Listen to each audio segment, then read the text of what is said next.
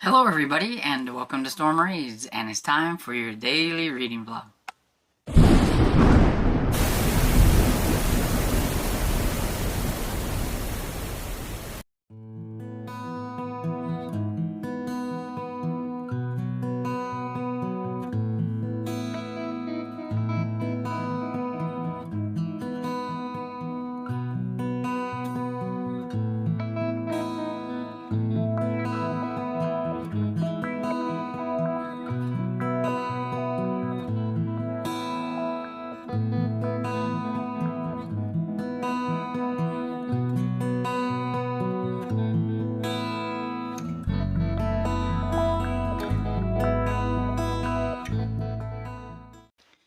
So, good morning everybody.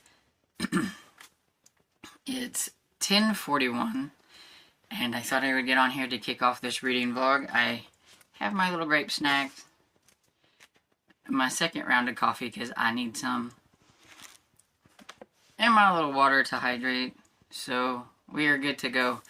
I was super tired, I guess, and I slept in, so I feel like I'm running behind now. And then my father wanted me to go with him to go get ice at the convenience store, and so I tried to get a little footage. It was very hard. I wanted him to slow down, but you know how it is. There's this, on one of the roads, there is this little pig. It's, we know the people there, and maybe one of these days I'll have to, like, see if they'll let me get better footage. But they created it out of, it's a pink pig. They created it out of a, like a propane tank. And they had, like, ears welded onto it, and, like, it's got a tail or whatever, and it painted pink, and it's out there in their front yard. So I tried to get footage of the pink pig. It's not very good footage, but I wanted to show everybody the pink pig because I think it's quite hilarious and everything. And so hopefully it was good enough that you could at least see a little bit of the pink pig. But yeah, it's funny. Okay, so I was going to tell you about what I read on, and then I forgot the books over by my bed, so I will be right back. Okay, so I didn't really read much more on Caroline's Waterloo than what I said yesterday. I think I was on 50, and now I'm on page 52, so I really haven't read much. But Caro is now in charge of the women's ward. I think it's the women's surgical ward, because the sister that was running it is like on vacation or something like that. And that lady, and that's what they call, I think, like the nurses or head nurses or something like that. And that lady is also going to be getting married, which is why she's thinking that Carol could take her spot, because once she has decided to get married, she doesn't really want to have a career anymore. She wants to, of course, settle down, have babies, have family, you know, all that kind of stuff and everything. So she's thinking that she would make a good, like, head nurse or whatever. And so she's, I guess, going to be busy with doing that. So I don't know where the professor is going to come in again. So I guess we'll see. I read a little bit on Touch Not the Cat. So I am on I'm on chapter now. I am on page 24. And so she was told by the person in her head that she needed to go and see her father. It was urgent. And so she had, while she's telling her story, she is kind of like on her way. She has to go from Madeira to like Madrid to some other places to get to wherever it is she ends up. I don't remember where it is she ends up, but the place where her father is. But on her way there, her father ends up dying and everything. So it was very critical that she made it there, but she just didn't get there in time. Well, her father had some ramblings and stuff, like before he died, that they wrote down to tell her, and it's very weird. It's it names some names, and it says the paper, there's keys, the cat, it's the cat on the pavement, the map, the letter, in the brook, and it's like, should have told you, but one must be sure. You know, don't trust, tell the boy, trust, depend, do the right thing. Like, it was just a bunch of ramblings, and I didn't say everything, but it's just, sounds like something she's going to have to decode, like a message she's going to have to figure out. But you find out that somebody ran her father off of the road, and he ended up hitting a tree, and it just happens that somebody found him, came by and found him, and the first they thought he was drunk, and and the accident happened that way. But now they're not really quite sure, so you don't know exactly what happened. So did somebody try to or murder her father because of something?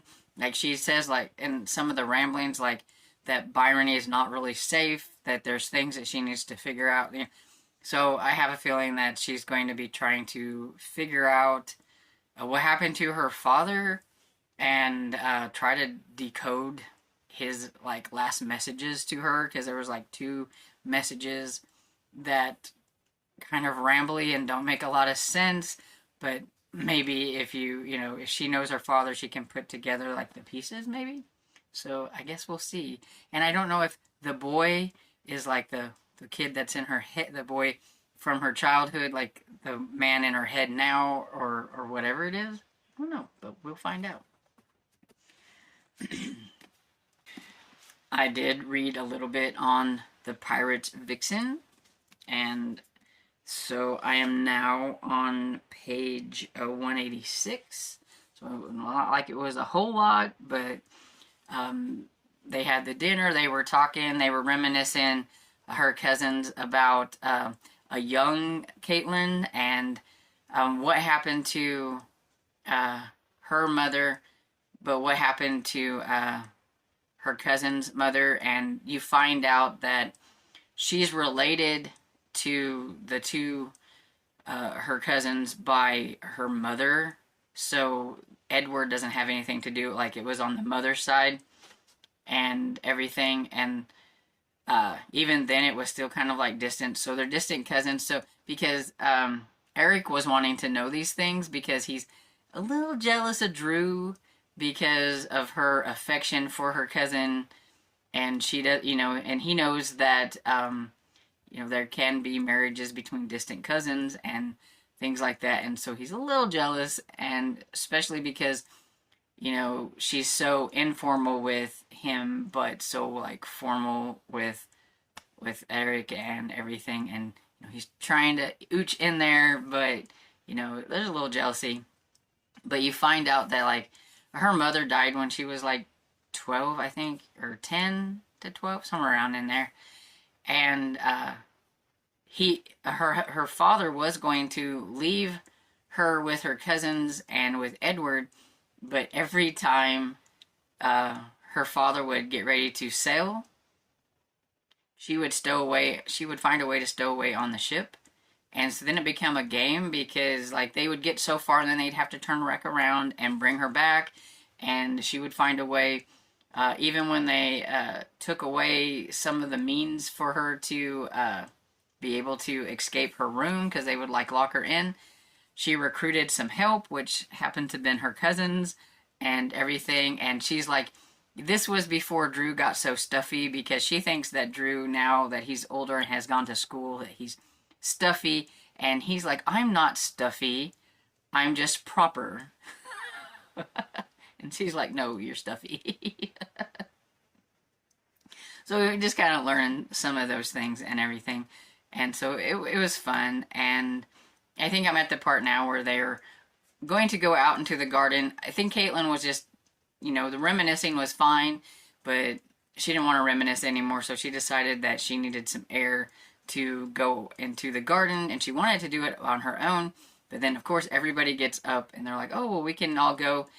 But her cousin Drew was about to try to escort her, and her cousin Maddie seen what was going to happen, and she's figured out that Eric and Caitlin like each other, or at least that's what she's thinking, and so she kind of intervened and kind of accidentally tripped so that her brother would have to catch her and to help her, which gave Eric a kind of in to get to Caitlin before Drew. And Eric kind of figured it out a little bit and gives her a little bit of a co-conspiracy wink and everything. And so that's kind of where I'm at. I've listened to more of Deep Midnight by Shannon Drake, aka Heather Graham. And I have like 3 hours left at the speed that I'm listening to it, which is 1.8. So I don't know exactly like what percentage that might be. But there's not a lot of romance happening. It's just really them being in Italy and the Caravalli and the fact that she thinks that the Contessa like killed a bunch of people and nobody will believe her because she thought, you know, the whole vampire thing. The main lady whose name is escaping me, Jordan, I think. Don't hold me to it. Her husband died a year ago, and he died trying to fight against cults and things like that. He was a cop, and he ended up, when they were raiding, there was a fire and some things happened, and he ended up dying.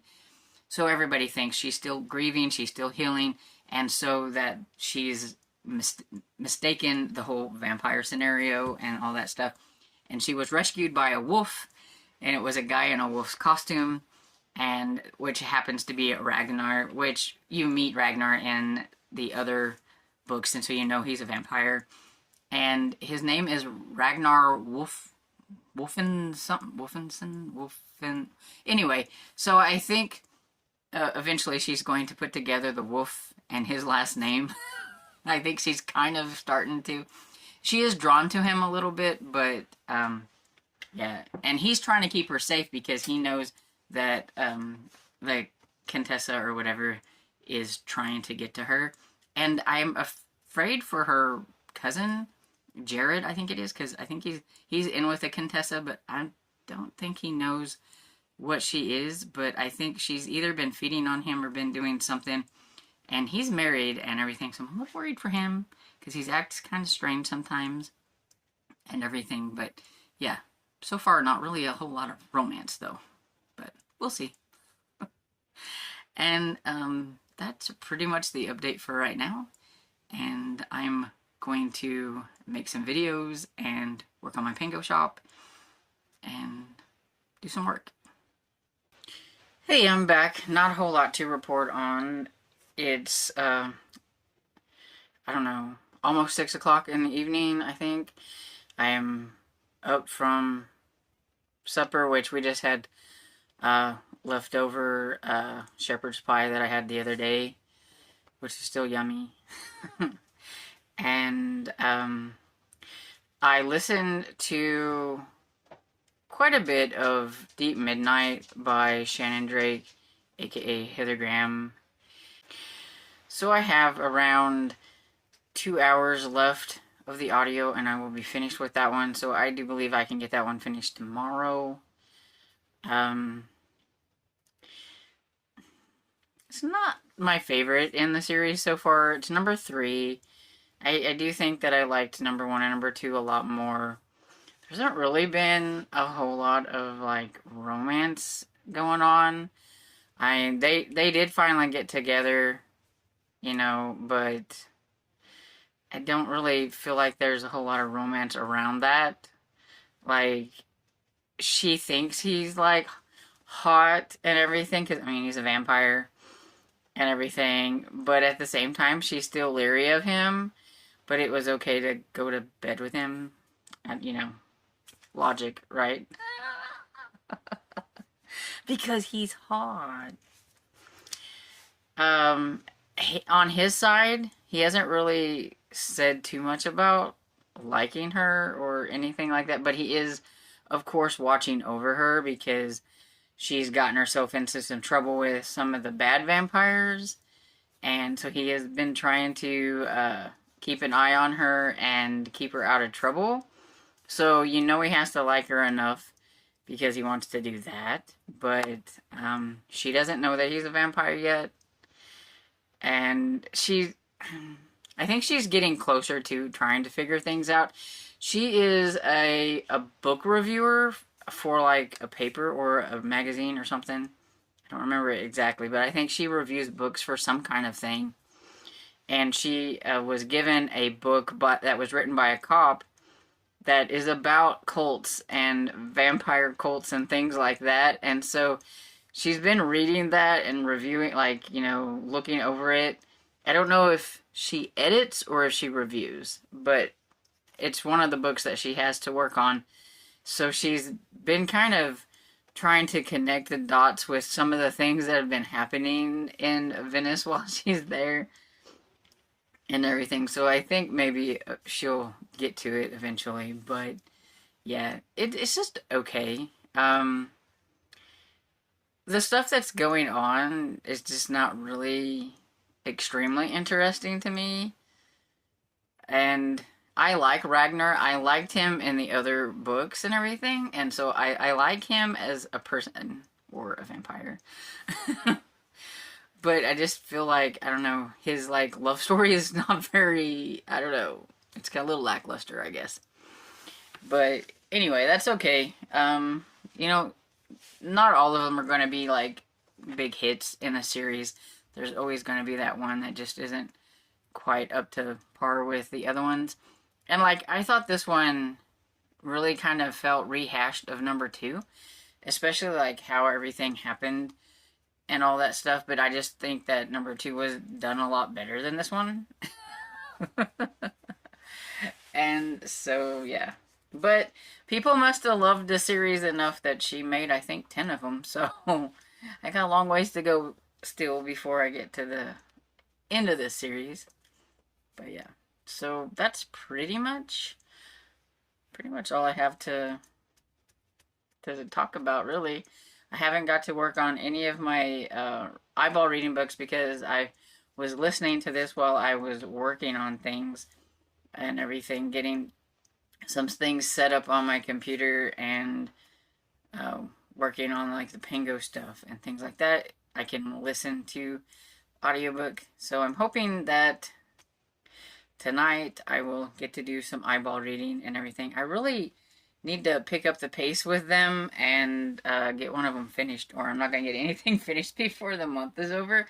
I feel like the beginning of this month was just packed full of things that had to be done that doesn't allow me to get any reading time in. So hopefully that will slack up a little bit and I'll get some reading done. So yeah, I didn't really have a whole lot to report on this clip. I just needed to come in and wrap things up and let you know how well I was doing on Deep Midnight, and that was pretty much it and everything. So I hope everybody has had a great day today. I hope everybody's staying warm. It is slightly chillier than normal. I'm going to have to get up in the middle of the night for fires, and I hate that. I got spoiled with the last couple of nights. I hadn't to set my alarm and get up in the middle of the night. But anyway, so I hope you all enjoyed this video, and if you did, please give it a thumbs up and subscribe, and I will see you all in the next video. Bye!